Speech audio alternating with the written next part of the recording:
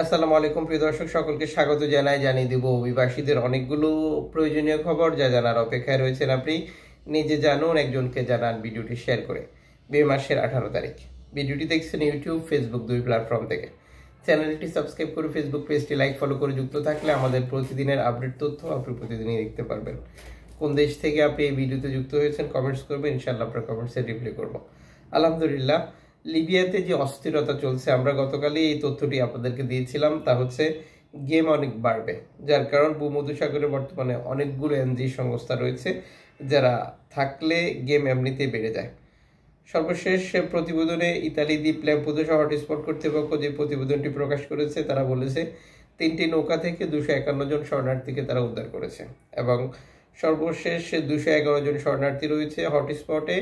কিছু শরণার্থীকে অন্য স্থানে হস্তান্তর করা হয়েছে এবং ভূমধ্যসাগরে বর্তমান অনেকগুলো নৌকা রয়েছে এখনো যেগুলো আসছে, যা সর্বশেষ প্রতিবেদনগুলো থেকে আমরা নিশ্চিত হতে পেরেছি। এদিকে এনজিও সংস্থা নাদির 54 জন শরণার্থীকে বিপদগ্রস্ত অবস্থা থেকে উদ্ধার করেছিল, যেটি লিবিয়া থেকে ছেড়ে এসে মাল্টা উপকূলের কাছে বিপদে পড়ে যায়, যা তারা নিশ্চিত করেছে সবাই সুস্থ রয়েছে।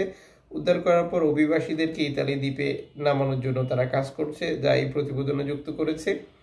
এছাড়া ওশান ভাইকিংস সহ আরও এনজিও সংস্থা যেগুলো রয়েছে পৃথক পৃথকভাবে উদ্ধার অভিযান পরিচালনা করছে। ওশান ভাইকিংসের সর্বশেষ বার্তা নিশ্চিত করেছে তারা বিপদগ্রস্ত অবস্থা থেকে 276 জন শরণার্থীকে উদ্ধার করেছে। উদ্ধারকৃত অভিবাসীদেরকে নামানোর জন্য ইতালি কর্তৃপক্ষের কাছে আহ্বান জানিয়েছিল। ইতালি কর্তৃপক্ষ তাদেরকে আনাকোন্না বন্দর নির্ধারণ করে দিয়েছে যেখানে যাওয়ার জন্য, যেটি বর্তমান তারা যেখানে রয়েছে এখান থেকে 1400 যেটা 96 দুঃখিত প্রায় 1500 কিলোমিটার 97 কিলোমিটার দূরে।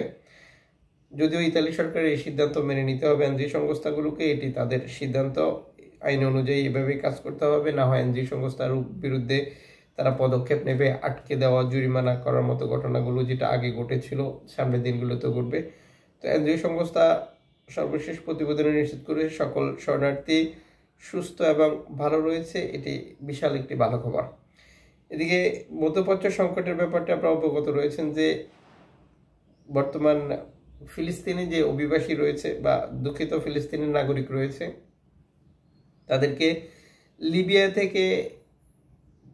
লিবিয়াতে হস্তান্তরের জন্য কাজ করছে মার্কিন যুক্তরাষ্ট্র, যেটা সর্বশেষ প্রতিবেদনগুলোতে এনবিসি, সিএনএন, আল জাজিরা সব বিভিন্ন প্রতিবেদনে যুক্ত করে।